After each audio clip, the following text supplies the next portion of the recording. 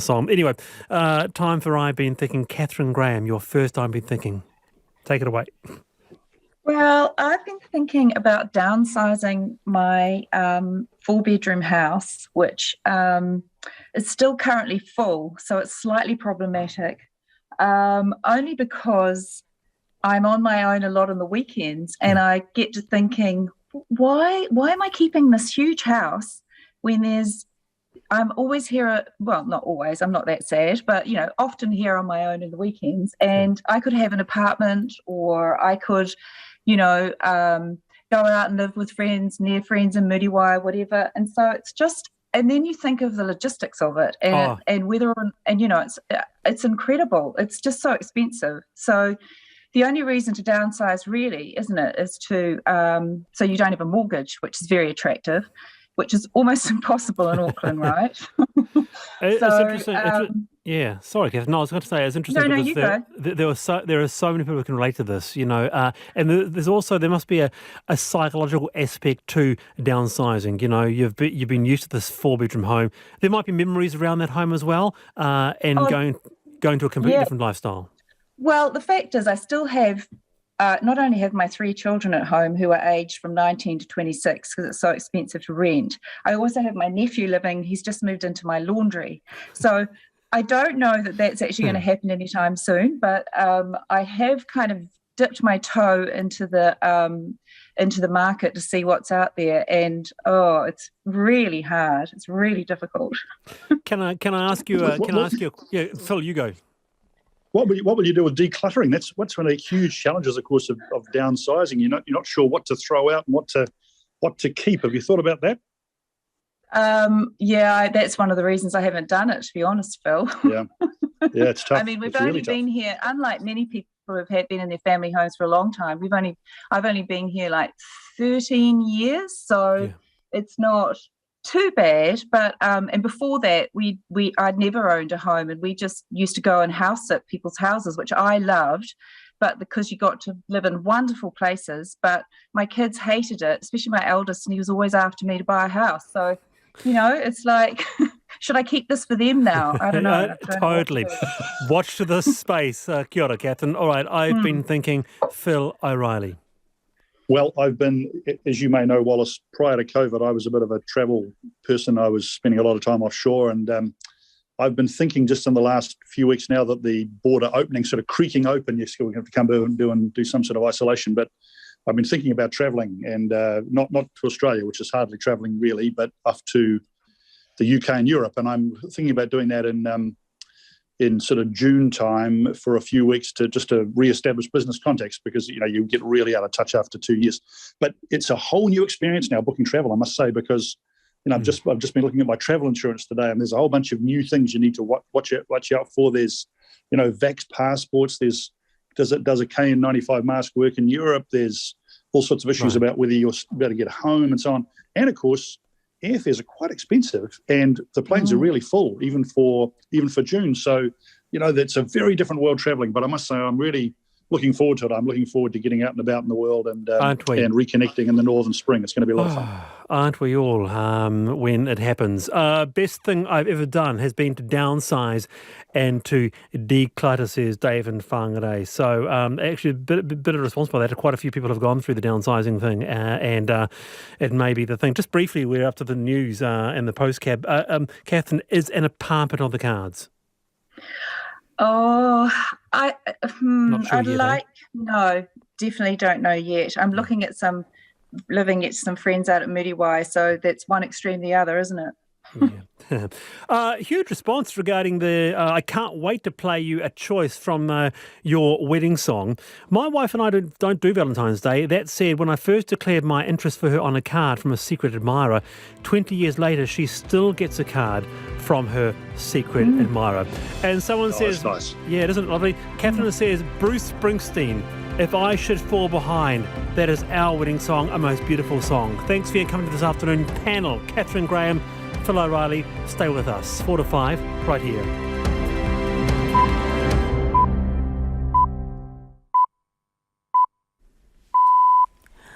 RNZ News at 4 o'clock. Good afternoon. I'm Karen McCarthy.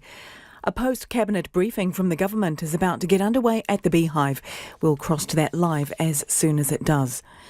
A journalist working in Parliament's press gallery has tested positive for COVID-19 after taking a rapid antigen test this afternoon. It's the first public case of COVID at Parliament since the pandemic began. The individual concerned is now taking a PCR test to see if the result is confirmed. A key bridge linking the United States and Canada is set to be reopened now that a week-long blockade has been cleared. Protesters demanding an end to COVID restrictions shut it down for several days. Our correspondent William Denslow reports. Windsor Police announced there'd be zero tolerance for illegal activity, and arrests followed throughout the day. Demonstrators have now been cleared from the bridge, and Windsor's Mayor Drew Dilkins has announced that the economic crisis at the Ambassador Bridge has come to an end. This border crossing accounts for around $300 million worth of trade between the US and Canada each day, and is especially crucial for automakers. The larger Freedom Convoy movement is into its third weekend, and protesters in the nation's capital show no signs of ending their blockade of downtown Ottawa, outside of Parliament. Victoria University of Wellington says it's given police the authority to trespass protesters from its downtown campus near Parliament grounds. Vice-Chancellor Grant Guilford says it closed the campus to summer school students and staff after protesters abused those wearing masks. He says the university asked protesters to stop camping and parking on its grounds. Have indeed chosen to move on and leave the protest. But some have also freshly arrived, and so the challenge we've got is that finding a way to not create a confrontation, to ask those people to leave, but without causing operational difficulties for the police. 9 Air New Zealand charter flights are bringing millions of rapid antigen tests into the country this week. The tests will be a critical part of the government's next phase of managing the Omicron variant, which allows some close contacts to avoid self-isolation if they test negative. The airline says it's planning for further charter flights as demand grows. Cargo space on commercial flights is also being used. Controversial credit protection legislation known as the CCCFA is having an adverse effect on first-time home buyers. Property research data for January shows the rate of home purchases by such buyers dipped by a couple of percentage points. CoreLogic New Zealand's chief property economist, Calvin Davidson, says it's not the only factor. There's a couple of factors going on, and I wouldn't necessarily credit it all to LVRs or all to CCCFA. I think it's probably a combination of the two. But either way, it's pretty clear there's been an impact on first home buyers from tighter lending regulations, and that's unfortunately causing some problems. Calvin Davidson says people who already own homes are taking up the slack in the market. A disability advocate is calling for stronger measures to be taken against people who misuse mobility parking spaces. 150,000 mobility parking permits are in use through a scheme administered by CCS Disability Action. Enforcement, however, is the responsibility of the car park owner. CCS Disability Action's Access Coordinator, Raywin Hales, says people give all sorts of reasons for wrongfully taking the spaces. CCS Disability Action has actually in the past done 3 repeats of research where they have discovered that people say, we only parked there for a minute, we were only dropping something off, we weren't there for long, we were just offloading something. A petition calling for tougher enforcement is due to be presented to Parliament tomorrow. Principals say some schools and teachers are not observing the mask mandate for pupils. They say some are telling pupils masks are recommended but not compulsory. The mandate applies to children in years 4 and above while they are indoors in the red traffic light setting. Families can apply for exemptions, and principals say some applications are accompanied by dubious certificates and letters. They say they have to accept parents' word that a child has a physical or mental disability that makes mask wearing too difficult. That's the news.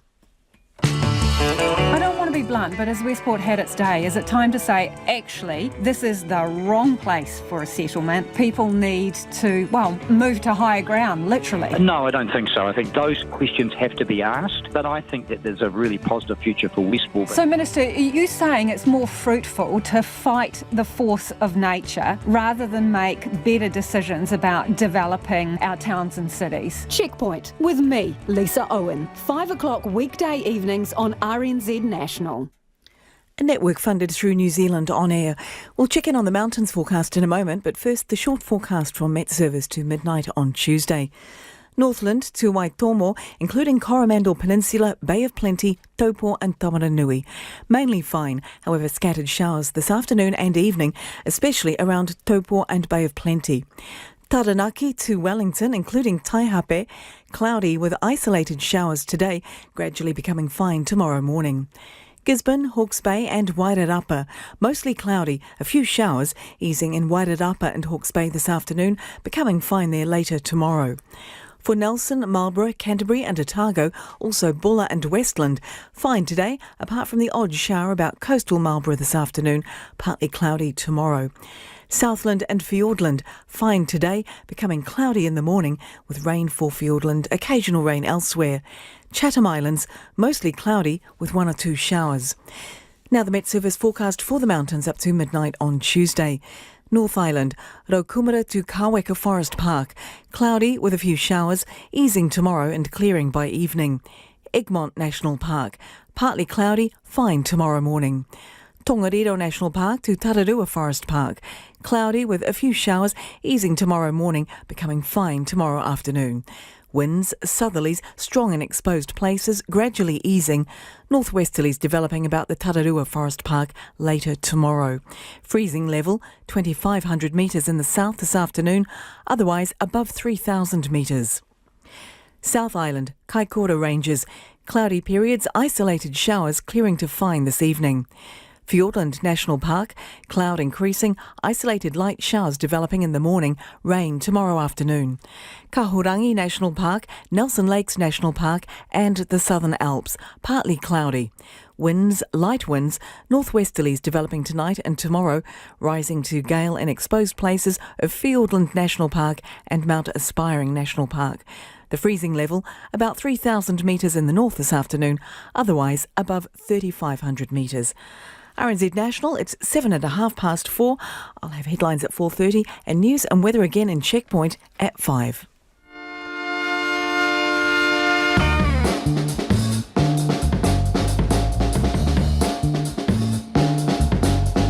Good afternoon, you're on the panel, RNZ. We'll go to the Post Cab Live around 10 minutes' time. Catherine Graham and Phil O'Reilly with me today. Your wedding songs are coming through thick and fast, At Last by Etta James. And today my wife gave me a framed copy of the music sheet, says Kevin. What a beautiful thing. Married 63 years ago today. Our wedding song was My Love is Like a Red, Red Rose. Married 63 years ago today. Happy anniversary to you. And someone in Dunedin says, well, there was a letter in my box this morning. At last I thought, an admirer. But no, it was the race bill. It is 4:08. The latest on the protests, protesting largely against the mandates. It is now stretching into a second week. There are a core of a few hundred at the grounds. Protesters' vehicles remain parked all around the Parliament buildings and the main railway station. And police say Sky Stadium has agreed to help by providing a safe parking facility for protesters' vehicles from this evening. And that's expected to be from around 6:30 p.m. tonight. With us is Shane Harmon, who is the Sky Stadium CEO. Kia ora, Shane. Good afternoon. How did this come about? Well, look, you would have seen yesterday that police referenced an option for protesters to move their vehicles to a staged area. Over the weekend, we were approached by police to be that staged area. We obviously considered it for a while. It's clearly not ideal, but we looked at it from a sense of helping the community. We're not supporting the protesters. We're supporting the police, and in particular the people that live, work and go to school in the Thorndon area, because frankly it's unsustainable what's going on there. It is unsustainable, and you say you're not supporting the protesters, but here you are, Shane, providing free parking space for the protesters. Wouldn't it be better if they were towed? Look, that's ultimately a matter for the police. We've made the space available to the police. It is up to the police for what they want to do with it. At the end of the day, we're running at reduced capacity at the moment anyway due to the red traffic lights. So none of this is ideal, and there'll certainly be a lot of, well, what about when you look at this? But we just feel it's a practical solution when there aren't many others offering any at the moment. And how long, Shane, will you be providing a safe parking facility for protesters? There's no time frame on it. The police have said that it is short term, but we've been given no end date to it. We're in the unfortunate position at the red traffic light where we're not hosting events with crowds at the moment. So there's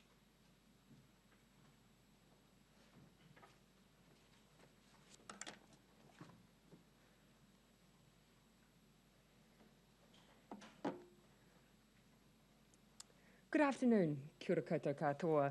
Look, just for those who are tuning in at home, I apologise for the slight delay in the press conference today.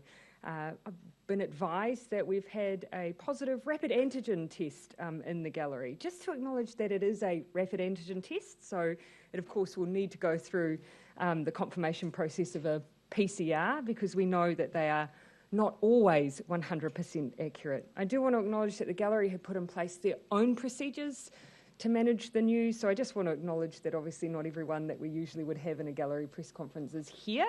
And I also acknowledge that everyone sitting in front of me is spaced out and we've left the first 2 rows clear as well, given that we haven't got masks in use at the front of the room. So just want to thank the flexibility of the gallery and acknowledge the procedures that you've put in place for your own safety. Today, Cabinet confirmed decisions around the next stage of our Omicron plan. Around the world over the past few months, we have watched Omicron cases grow sharply and quickly. And while its trajectory in New Zealand has been slowed by strong booster numbers and our traffic light protections, we are now seeing the increases that ultimately we did expect. This is what we planned for. While cases may seem high now, we are still early in our Omicron outbreak, and cases we do expect to grow further. As such, more people will come into contact with COVID, either testing positive or becoming a close or household contact. We know that the vast majority of vaccinated and boosted people who get Omicron will have mild symptoms and will be able to get well safely at home. This means we can move our focus to a phase of greater self-management for most New Zealanders as we shift our systems towards those most likely to get seriously unwell, those who need more help, and to preserve our hospitals for those who need them. This does signal the start of a disruptive phase for many, and so our system also tilts towards minimising that disruption while protecting our most vulnerable. That is why today I can confirm that New Zealand will move to phase 2 of our Omicron plan from 11:59 p.m. tomorrow, Tuesday, the 15th of February. Just a brief outline of what happens at phase 2 and what it means for everyone. First, probably most important point, is the period for self-isolation reduces. The period of self-isolation for people who test positive for COVID-19 reduces from 14 days to 10 days. The period of self-isolation extends to their household contacts, so that means 10 days for them as well. We'll also enable that to be served concurrently. Now that removes the potential for people in the same household as a case to have to isolate for long periods of time unless they themselves test positive. This is a significant change and ensures household members only isolate for the period of their family members' 10 days of recovery, unless of course they contract COVID themselves. The period of self-isolation for close contacts reduces from 10 to 7 days. That applies across the board, including at MIQ, noting there may be a few days needed to operationalise this change. That means those who are eligible to travel into New Zealand from Australia on the 27th of February will only be required to isolate for 7 days. These changes that we're making are based on good supporting evidence. We've seen in the last few weeks, and we've been taking a look and a close analysis of what's happening with transmission of Omicron amongst our close contacts in our households. And we've seen that 90% of household contacts who are going to test positive do so in those first 10 days. So there's good grounds for the changes that we're choosing to make now. Here, though, I would encourage everyone to be developing a self-isolation plan. This includes identifying a buddy who can drop off essential items if needed. Anyone, of course, though, who experiences symptoms that get worse while they're isolating, particularly breathlessness, of course, we're still encouraging to call Healthline immediately. Secondly, at phase 2, the close contact exemption scheme begins. Overseas, we've seen that large-scale spread of Omicron disrupts supply chains and the ability of critical services to keep functioning at 100%. So to ensure we can keep our critical workforces going over the next few months, this scheme means asymptomatic vaccinated close contacts can keep going to work instead of isolating if they return a daily negative rapid antigen test. Businesses have already been getting themselves ready and doing their self-assessments against criteria to join the scheme, and we've had a total of 5,620 so far. In discussing those applications or those who have already joined the scheme, very much in areas where we've expected, including the likes of food production. Once a business is signed up to the scheme, an employee who is a close contact without symptoms will be able to go to a provider such as their local community vaccination clinic and secure a pack of 10 rapid antigen tests. In some cases, rapid antigen tests are being supplied directly to large-scale critical workforces. We've secured enough rapid antigen tests to deal with a widespread Omicron outbreak, with 7.2 million currently in the country and more arriving over the next week. While cases will still be diagnosed by the more familiar PCR tests, in the spirit of speeding up our work to identify our rule out of the virus, rats will start to be used more widely, including in the close contact exemption scheme and throughout high-risk settings, like for visitors to aged care facilities, as Dr. Verrill set out earlier today. Number 3, the other key thing people will notice at phase 2 is the greater use of digital and automation to speed up interactions.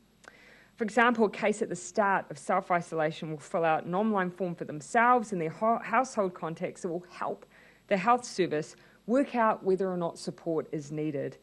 Now, we also ask to send in their likely contacts. Close contacts will receive a text notification and will then need to isolate for 7 days and have a test on day 5. There are alternatives in place for those who aren't able to connect digitally. We currently have nearly 5,000 active COVID cases, and 39 of those are in hospital, none in ICU. But of course, it follows that as cases increase, so too will hospital admissions. And so my most important message from this period carries through to the next. Get a booster if you haven't already. While 1.9 million New Zealanders have had their booster, 1.2 million who are due have not. It's very clear that the job is not done. Omicron is here and increasingly entering our homes. And as you firm up your household Omicron plan, make your booster the first thing you do to protect yourself and vulnerable people you know from getting the virus. The 3rd dose makes the difference. Knowing where the virus is remains critically important as we continue at phase 2 to minimise the spread and disruption to our workforce. So just like always, if you have COVID-19 symptoms or you've been in touch with someone who has tested positive, isolate immediately and get a test. Just like with previous variants of COVID, our goal is to still break those chains of transmission, and isolation remains one of our most important tools to do that. This is why our COVID-19 protection framework and our current setting of RED and the protection it provides is so important at this moment in time as our cases grow. There is no change to the traffic lights. Schools, workplaces and everywhere else remain open and able to operate. And so we are embarking for the first time in the 2 years since the start of the outbreak into a period where New Zealanders will see more COVID in the community. It is a period of disruption and, I note, of risk. And it'll be nothing like we've experienced to date. But our efforts with vaccination mean we have got to this place without the volume of serious illness and death that so many others have experienced. But it will be new, and so now is not the time to give up. The way to handle this period is the same as the previous times. Get tested, get vaccinated, and isolate if you're sick. And still, as always, be kind and respectful. I know there is COVID fatigue, but I also know that no one wants to let go of the freedoms we've gained from uniting and protecting one another. We need respectful discussion and tolerance as we navigate this next phase together. Now happy to take your questions. Harry. How long will it be before people will be able to buy rapid antigen tests? Perhaps I'll ask Dr. Bloomfield to join me. This is one of the things that we have been discussing throughout the process of ensuring that we have enough rapid antigen tests available for, as you'll recall, everyone who is symptomatic, every close contact, vulnerable members of our community and our critical workforce. Beyond that, we do want to see the wider availability of rapid antigen tests. We need to ensure we've got the supply to meet those needs, and then you would see that wider availability, and that is part of Health's plan. Just to add to that, we're working on the advice around that, and it's very much dependent on when we're confident around supply and also when it fits with our broader response. At the moment, even though the plan is to move to phase 2, the number of cases in the community, especially outside of Auckland, is still very, very low, and so the role of rapid antigen tests is very much confined to supporting that close contact exemption scheme.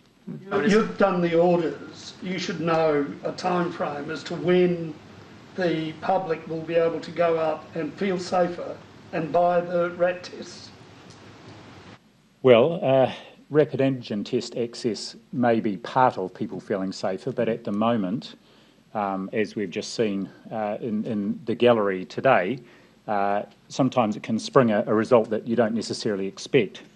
The key point here is the final week of February is when we know we've got quite large orders arriving. They're coming through over coming weeks. So then we'll be more confident in our supply, but it also depends where we are in the outbreak at that point in time as well. And finally on that, Barry, two quite variable factors on that issue is just simply the rate of cases we have in New Zealand, because that of course then means you'll have more symptomatic people to test, and we need to make sure that we can provide that through all of our usual places. And the second variable is just the ability for those that we have ordered for to deliver on those orders. But it is something we would like to have the best of both worlds, the ability for everyone who needs one to get one, and then the ability to be able to purchase them as well. And I'll just ask you also, with your mantra of kindness, was it kind for Trevor Mallard to turn soakers on the lawns of Parliament last Friday night when it was beginning to rain and women, children and others were there? Sorry, you're referencing the sprinklers? Look, ultimately, and you will have heard me speak to this morning, there are two areas of jurisdiction here. For obviously the safety of everyone in Parliament and the grounds of Parliament, yes, that falls to the Speaker. He, of course, is in close contact with the police, who have the responsibility of upholding the law and ensuring that everyone is safe. Now, I'm not here to pass judgment on the way that either of those do their job. What I have certainly said is what my view of the protest is, and the fact that it has stepped, in my mind, beyond a protest, given we have seen the ongoing harassment and intimidation of people who are trying to go about their daily lives. So that, for me, steps beyond protest. Just one follow-up. If I might finish with you, Barry, just one last one. Just one. I did say just one, and then I'll come to... thank you. I've been down talking to the protesters today. They said that they would like to talk to somebody in government. Would the government entertain seeing a delegation of people from the protest out front? So let's be really clear. From what I've seen in writing today from those who continue to occupy the forecourt of Parliament and cause a inability for those in Wellington to currently move around freely, their request and demands of the New Zealand people is that all public health measures are removed.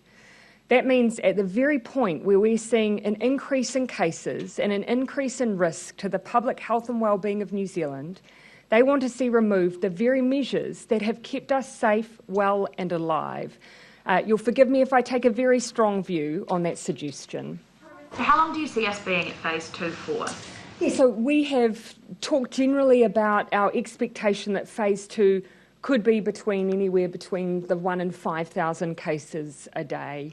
But we will keep a watching brief on whether or not we need to move sooner. But for the public's perspective, what changes between 2 and 3 really is just around the kinds of tests you might receive if you're symptomatic and the way we define contacts. For the most part, for the New Zealand public, they are subtle changes to make sure we're doing everything we can to give the care that people need should they have COVID. And it seems to move to more of a the positive case has to identify their contact. Can we trust Kiwis to do that contact tracing appropriately and properly?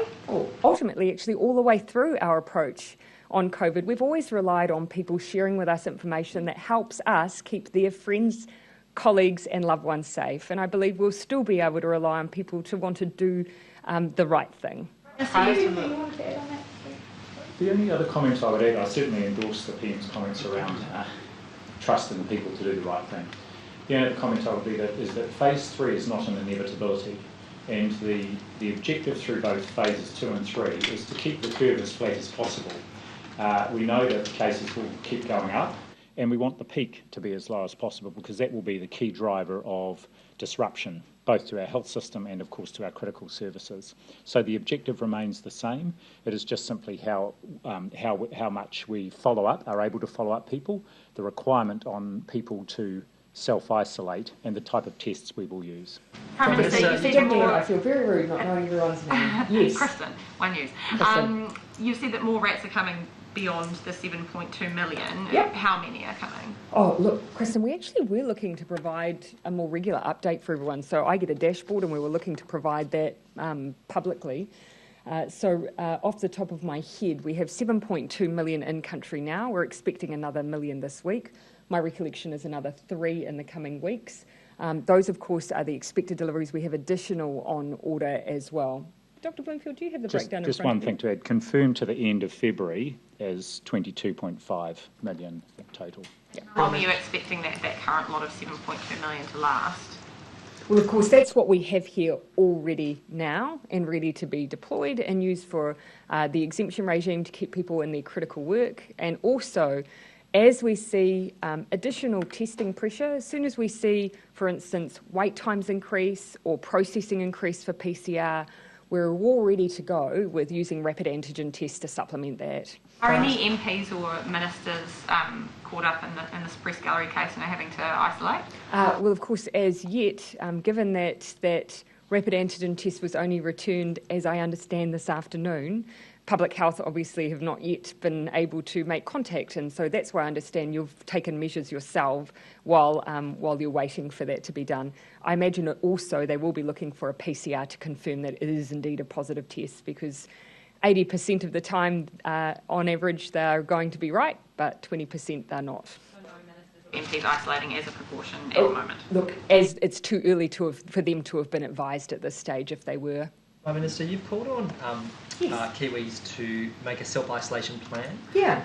Do you also think, in the name of protecting the health workforce and whatnot, it's probably time for individuals to sort of resort back to lockdown mode individually? Make the similar plans about who goes to the supermarket, stay at home as much as possible, all the rest of it, or should they just continue to live their normal lives? It's a great question, and I'm going to make use of Dr. Bloomfield for the answer. Thank you, Prime Minister. He's laughing because it's not often that I hand a clinical question over. Look, the key thing about our current settings and about the COVID protection framework compared with the previous alert level framework, it is designed, along with our vaccination rates, our booster program, and all the other measures, our public health measures, to keep people safe so that they can go about their daily business as much as possible. And that's also the intention of course, the introduction of the critical worker exemption scheme. So the idea is that as fewer things are disrupted as possible. So, of course, my recommendation is that people take all their precautions, but there's no need to sort of isolate to the same extent as we did previously, because we have got those high vaccination rates, we've got our COVID protection measures in place, and our public health measures are also making a difference. That's a really good point to make. The reason that we have the COVID protection framework in place is so that people can go out with confidence, knowing that when they go to venues or public places that there are social distancing measures, that people will be asked to use masks, and that actually enables people to have more freedom and the ability to move more freely because they can have confidence that those measures exist. If you didn't have them, I think we'd see a larger number of people choosing to retreat and less likely to be out and about than they otherwise might. Yeah, sorry, I'll come. Yeah, Mark, and then Joe. Prior to the weekend, we saw much sort of slower growth in case numbers. Now it's going more vertical like it did overseas. Do you think that pattern of sort of doubling every 2 to 4 days is what we should expect over the next week or so, or do you think it could slow down again? Probably I'll give 2 quick background responses and then give to Dr. Bloomfield to give his views on what we can expect. One thing that we're keeping in mind is that sometimes you recall in the notification of cases, they're not always smooth. So I think probably what we saw on Saturday would have been cases that we otherwise might have seen for that period that we were a little flatter. So that's one point to make. On the numbers overall, though, had we been following a similar trajectory to the likes of New South Wales, if you take into account the difference in population and the timeframes, if we were on their trajectory, we would have 17,000 cases by now. So that clearly demonstrates that we have successfully, as a team, slowed down Omicron. That's not to say that we will always be able to slow it down, but that has enabled more people to be boosted, to get ready and to have their plans. So that does make a difference. Just one thing to add, the vast majority of our cases, as you will have seen, are in Auckland. So we've got a 2-speed outbreak really, and I expect that the outbreak will continue to accelerate at that same pace in Auckland, but not so much in the rest of the country. And just to reiterate what the Prime Minister said, actually there was a bit of a catch-up in the numbers yesterday, and that's why, again, the jump isn't quite so big again today. We had a backlog of some cases, and we're now using our national contact tracing system number through this week to give the most accurate case number. Are you thinking of it like we are successfully flattening the peak, or we've just pushed it back? I would say that it is too soon to know. What we know, we have successfully slowed it down relative to other countries for this point in time. So if you look back at the time at which Omicron was discovered till now, we have slowed it down. That's not to say that we necessarily will see a shallower peak as a result. Only time and boosters will tell us that. Prime Minister... I did say Joe, and then I'll come back. I'll sweep through, Bernard, if you don't mind. Yeah, Joe. Just coming back to Ben's question earlier about people's behaviour. Yeah. I mean, are you confident that people are going to and are just kind of carrying on with life as they should? Because certainly talking to businesses, even just out on the terrace, people are really feeling the impacts of businesses not letting their employees come in, even though there is no reason for them not to be at work. So two things. First, a reflection on overseas, where we've seen that there have been periods where people have, even if there haven't been public health restrictions in place, that people have chosen to change their behaviour. That seems to last a particular period of time before it abates, and it doesn't seem to necessarily be that case numbers determine the change in people's behaviour. It seems to be just a period of time where then people eventually decide that they're going to go back to their normal way of living. So we're yet to see if that will play out here. One thing I would say is at the moment economic activity is relatively stable, but not in all sectors. We have seen some sectors, particularly hospitality, where they are significantly down. You will have heard the Minister of Finance say that we have been keeping under constant review the impact of the COVID protection framework on particular industries. He is working on measures that are highly targeted, one-off and short-term, to address those issues where the COVID protection framework is having an impact on those businesses. And we'll have more to say on that very shortly. Are you also hearing anything in terms of people who are choosing not to scan in as regularly or at all because of the likelihood of finding themselves at a location of interest and the impact that will have on them being able to go to work and bring food home? Sure. I actually think probably this is a helpful time to talk a little bit about the way that we'll be identifying contacts in phase 2. In phase 1, we were trying to reduce down and slow down, and we've successfully done that, the spread of Omicron. As each phase, we recognise that with more contacts, there's potentially the chance of causing much wider disruption, even though you're still only picking up a smaller percentage of cases.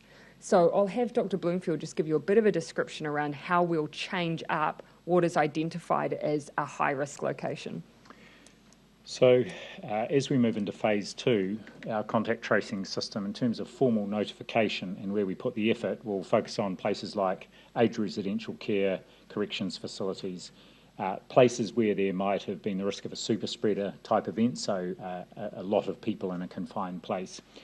But we won't be following up nor expecting people to isolate if they have, for example, been in a hospitality venue, just generally in that place. So, for example, a cafe, unless they might have been in the party where there is the case. So we will be relying on people to notify the people who are at their table, seated, not wearing masks, but the risk, now that we're moving into the manage it phases, is low. We can see that from our own data. So we won't necessarily be asking everybody in that cafe, including the staff, to isolate. And I think there are two reasons why people perhaps aren't going out. One is they don't want to get COVID, so they're genuinely looking after themselves, but also, you're right, they don't want to necessarily be identified as a close contact. And you will see this shift. So it will be less disruptive for people. It won't be just because you're at a cafe and there happened to be a case there for a period of time that you will have to isolate, unless, of course, you were in that small group that the person may have been with. Yeah. One last thing on that, because you've brought up sort of the mindset and how people are thinking about this. To a certain extent, do you think, I guess, the success of New Zealand's elimination strategy and the fact that, you know, people went out, whether you use the word got motivated to or were fearful of Delta and went and got vaccinated, you know, people kind of see COVID as this horrific thing, and now we're into that peak of we're going to live with it, it's going to be there, it's going to be part of your life. What sort of an impact do you think the past strategy is actually going to have on people's mindset moving into the next stage? You know, my honest take is that New Zealanders are highly adaptable. You know, we've moved so quickly through every different phase that we've encountered and been, you know, very, very quick to take on what the latest advice and guidance is. So yes, this is a different phase, but I think New Zealanders are ready for it. I think they know that what we're dealing with in Omicron, yes, we need to be vigilant, and we don't want to be cavalier, but I think we also recognise that it's very different than the other stages of the pandemic that we've had. We have protections now that we didn't have before. Yes. On rats. And then, sorry, forgive me, I'll come here. When will not critical but needed workers like teachers get clear information about where and how to access rats? Right. Well, if critical workers, which includes hundreds of thousands of them, will be able to once we move to phase 2. If it is required because of pressure in their workplace to maintain the service, so it's not a default. It's if there is high absenteeism and that exemption needs to be brought into play so that people can go back to work safely. In terms of teachers and in other settings, we're in constant conversation with our colleagues in education and indeed across government. There may be specific places where it will be possible to, or it will be necessary to use rapid antigen testing. But we also, of course, want to make sure that we're not putting the students at risk there. So we will be, our public health units will be working with education colleagues with schools in particular situations. Yeah. Locations for be revealed for rats pick-up and drop-off points.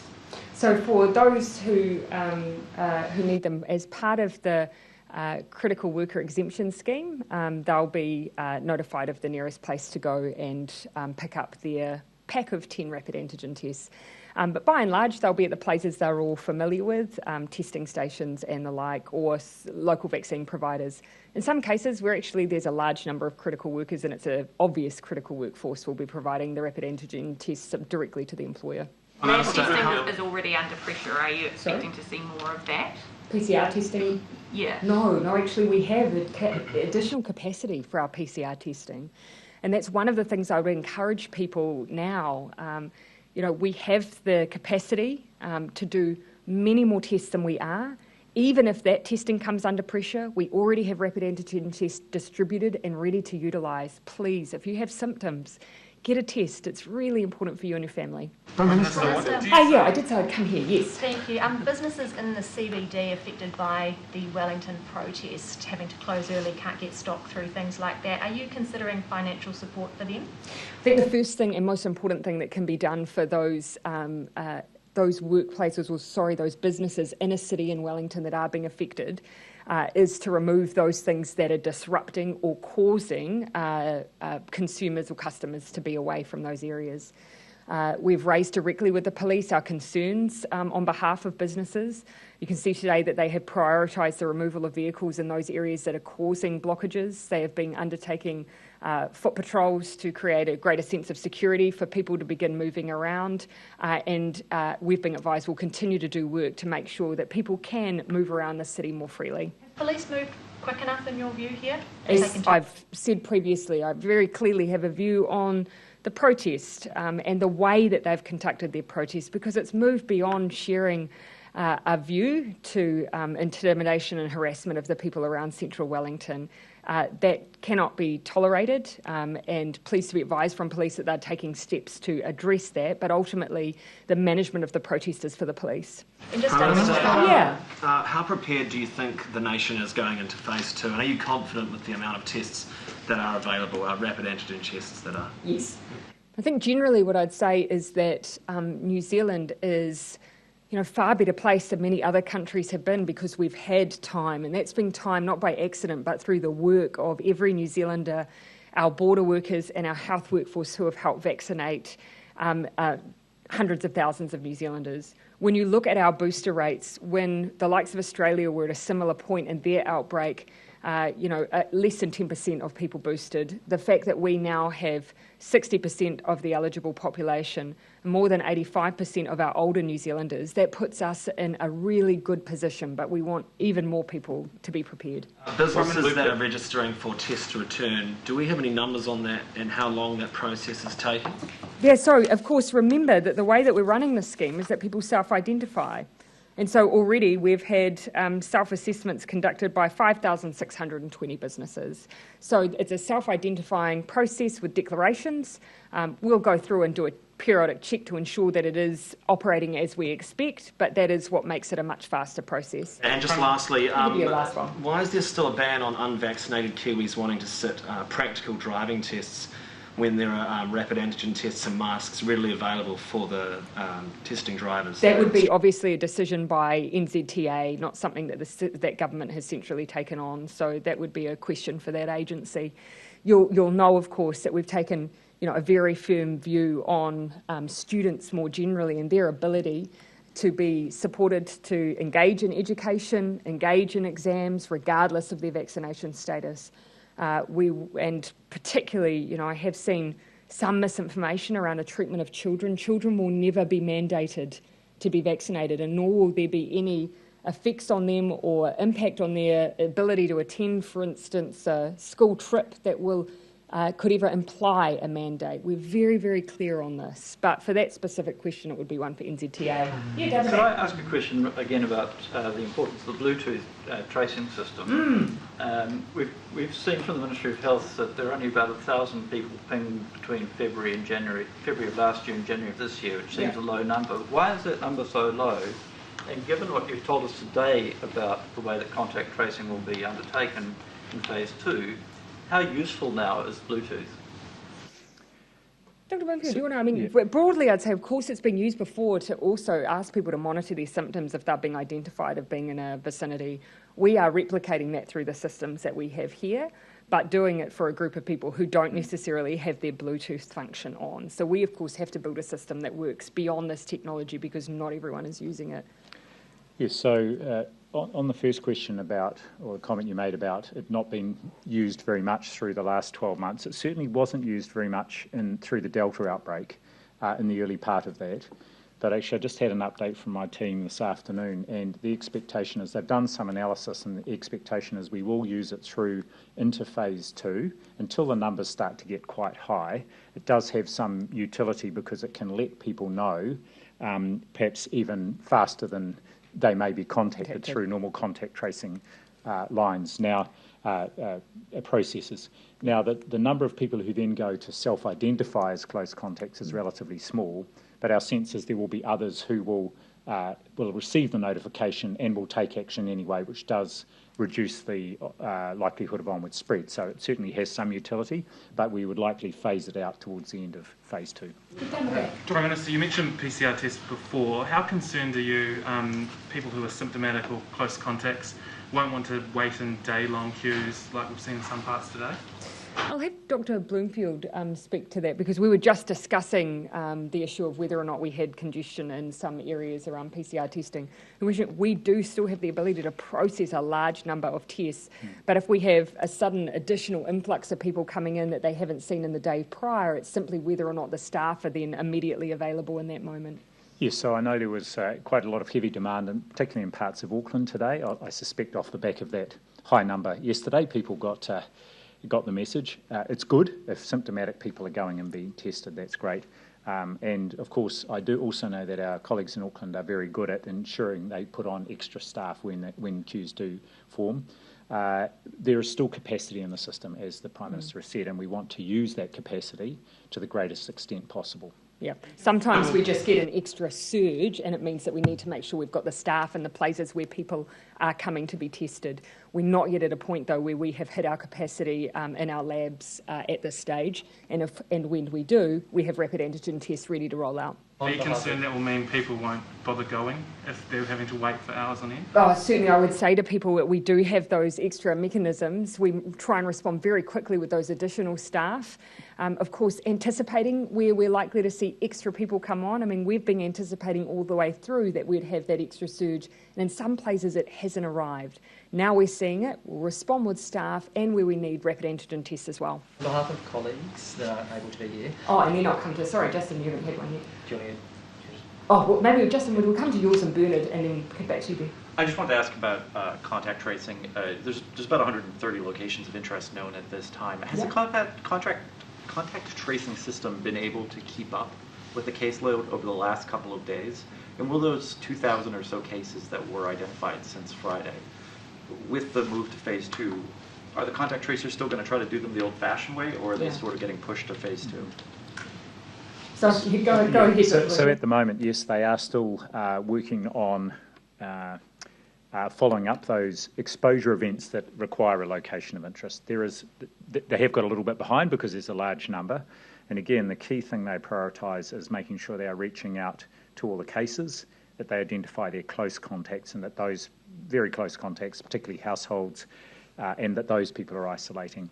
In the meantime, our national contact tracing teams are following up all those other exposure events that the public health units assess as having some risk, and they will go up as locations of interest. So we'll maintain that until we move into phase 2, and then it will be focused very much more on those higher risk exposure events. Yeah.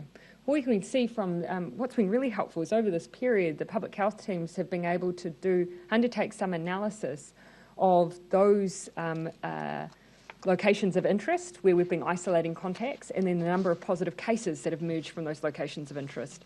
And that means that in phase 2, we're now ready to really understand what a genuinely high risk location is, where we're more likely to see positive cases come out of it. So it means that we're not just narrowing based on now caseload, we're actually narrowing based on evidence too, which is a good place to be. And in terms of booster shots, I mean, the number of cases obviously is much higher now than it's ever been before. Mm-hmm. If someone were to go in for a booster today, at which point would that booster actually start helping them? 2 weeks. Well, it starts helping immediately, but full immunity after 2 weeks. Yeah. Yes. So does that mean for a lot of people it will be too late? Never too late. No. Very important that if you're due your booster, to go and get it. It's no time like now. Best day to get your vaccination booster was yesterday, the next best is today. All right, Prime Bernard? Minister, you mentioned that if you see that you were in a location of interest, you might not necessarily need to isolate. What would you say then to all those people who've been diligently checking the locations of interest? Should they contact someone to check whether they were close enough? So two things I'd say there. For everyone who currently is isolating because they're being identified at a location of interest and identified as a contact, and they've been isolating and planning to isolate for 10 days, they can move to the settings that mean just 4/7. So Just a point of clarification there for anyone who's in that scenario. They'll already have contact with public health units, though, who will make sure that they're really clear on their exit date for anyone that's in that scenario. For those who are going through diligently and looking at locations of interest, you'll already see that the public health units designate whether or not something is considered a place where they're requiring all people to be treated as close contacts. So what you'll continue to see is that identification of those those locations of interest in that way. Self-isolate until someone contacts us to say we shouldn't. Essentially, we will be running a system that does mean that you'll get an electronic notification, because people will be telling us who their close contacts are. They'll be telling us those high-risk locations of interest, and then electronically people will be contacted. But in the meantime, if yes, people are looking at the updated list of locations of interest, and they were at that location of interest at the time and place, and the advice is to isolate and get a test, then they should follow that advice. Just to be clear, there's always guidance that sits alongside it. So if someone says, I was there, there's already the instruction about what to do if you were there.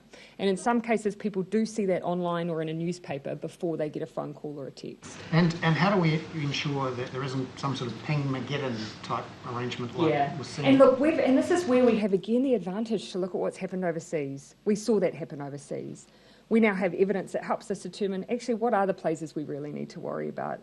It is ultimately household contacts. That's where you're most likely to get COVID, is if someone in your family does. And then it's a cascade from there. You see, now that we're moving into a phase where there will be more people in our community who may have COVID before they've been isolated, we are now narrowing the way that we are treating some of those venues based on the evidence that we have. So we believe that, yes, there will be people captured by that, but we're narrowing it from where we were in phase one now that we're in the management phase. But using Bluetooth will make that ping-Mageddon much less likely? So most notifications are through the normal NZ COVID Tracer app, but what happens is when people release their data, the places they've been, it goes to the Ministry of Health, and then our team does a risk assessment to see whether or not to send on a notification. So that helps us triage and titrate really whether or not people are notified. And as we move through the phases, we can avoid the ping-Mageddon. Likewise with Bluetooth, although there's much less use of the Bluetooth, but we will still be using it until a point in time where it clearly loses its usefulness. Okay, just sorry, Ben. On behalf of a few other outlets, Phil Goff has decided not to run for Mayor of Auckland again. Has he talked to you about this? When did he talk to you about this? Could he be in line for a government-appointed role? And are you keen for Aucklanders to vote for Afiso Collins now as the only Labour member running for Mayor? Okay, quite a few questions. Sorry. There. I will try and capture generally.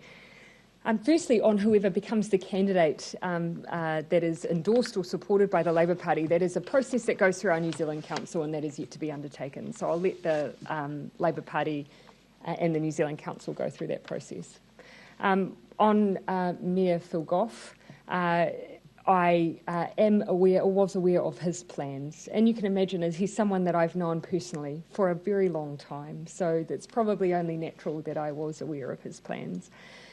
For today, rather than speculating too much around what might happen for Mayor Goff in the future, today I'd just like to acknowledge his service.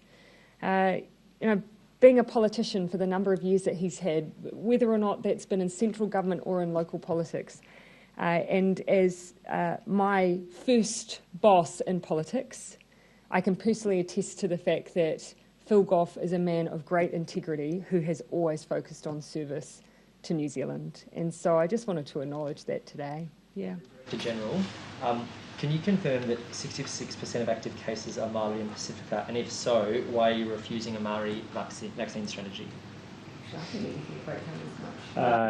What I can say of the active cases, the two largest ethnic groups of our current active cases are Asian, and that reflects those initial exposure events in the Indian community, and then secondly the Pacifica community. Actually, reflecting on the cases notified in the last 2 days, the proportion of Māori is relatively low. Secondly, to the question of a Māori vaccine strategy, we have taken from the start a very strong strategic approach to ensuring that we get Māori vaccination rates up as high as possible for both adults and tamariki, and it's great to see that is paying dividends, with over 90% of Māori 12 plus having had their first dose, 85% fully vaccinated, making good progress on boosters, and we have a lot of work underway, and including specific initiatives to get our tamariki Māori vaccinated. I'm going to say that there are one person out there who couldn't be here. Sorry, what was one person out there that couldn't be here because of the testing. Thank you.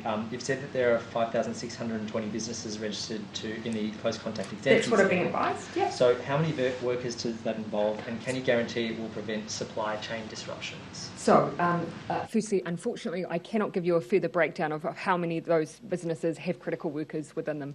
Keeping in mind, you might be a critical business that actually has some workers who are able to work from home, but only a portion who need to be on site in order to keep supply chains operating. Certainly what I can say is that this is designed to be able to support businesses to continue operating. However, if a significant portion of your workplace has COVID, then that will cause challenges and constraints. So that's why the best first step will always be infection prevention controls, supporting workers through social distancing, mask use and hygiene on site, and we're doing everything we can to support businesses with information and assistance in building contingency, and of course doing all we can to slow its spread down in the wider public. I'll come. Look, do you know what? I'm going to finish with the last three in the back row. Okay. There are already people who have had to isolate in cars due to household overcrowding in Auckland. Apart from MIQ, is there a need for other types of accommodations so families can safely be separated? So we, through this period, absolutely acknowledge that because we will have higher rates of cases in our communities, where before we've been able to provide alternate accommodation so that a case can leave their home, we won't be in the position to do that in the future. What we absolutely, though, have said is that no one should isolate in a car or in an inappropriate place to recover and be well. So if anyone does not have their own accommodation, if someone lives in their car, for instance, and has COVID, yes, we will do what we can to make sure someone has an appropriate place to recover from COVID. Just final question, can you tell us the price of tomatoes? Oh, tomatoes.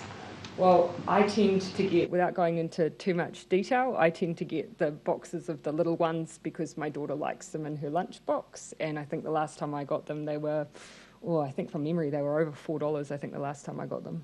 Yeah, I think they're around $7 at the moment for a kilo. These are just the baby ones. Okay. Dr. Bloomfield, do we have... There was more information than any New Zealander needed to receive about my eating habits in my household. Yes. Dr. Bloomfield, do we have an update on Māori tamariki, the 5 to 11 vaccination data? Yes, the latest data, I've got the report here, is from the top of my head, it was 26% of tamariki Māori are vaccinated. Yep. One thing I would say is that from last December, we've been working, our team's working really closely with iwi, Māori Council and our Māori providers to plan the approach to ensuring we get high vaccination rates amongst tamariki Māori. And one thing that's been really clear, and this was the same with the conversations within the work to vaccinate adults, is it can take time and it's important to establish that relationship of trust, and that can take more than one conversation. So they've been very clear about wanting to do the groundwork with us, and as I say, there is a number of initiatives that are now underway to support the vaccination of all children, including tamariki Māori. The places where most children are being vaccinated is still general practice and pharmacy, and then we see a range of other places as well. So we're working with all those locations to make sure they are being responsive to all our children. And we'll finish up here. Yeah, just on the protest, obviously there have been multiple threats of executions and hangings. A white supremacist has been arrested after saying he was on his way to a public execution. At the moment, access to Parliament grounds is not being controlled. Anyone can go in and out with whatever they want to bring. Are you concerned that someone might bring a weapon onto Parliament grounds? Look, my concern is actually the safety of everyone who lives and works in this part of Wellington, be it politicians, be it public servants who are just trying to go to work to do a job on behalf of all New Zealanders, or be it school children or businesses. We have, of course, shared our concerns with the police around the fact that we want people to be able to move freely and safely, and that is a big focus for us, and we've relayed that to them. Is there any plan to control access to the grounds? Ultimately, the decisions around the security arrangements and the movement of people does fall on the New Zealand Police, but we have raised with them our concerns that Wellingtonians, that anyone in the vicinity, not just politicians, but everyone, should be able to move around freely and safely. And that really is when a protest moves from being a protest to being a source of harassment and intimidation. Would you personally like to see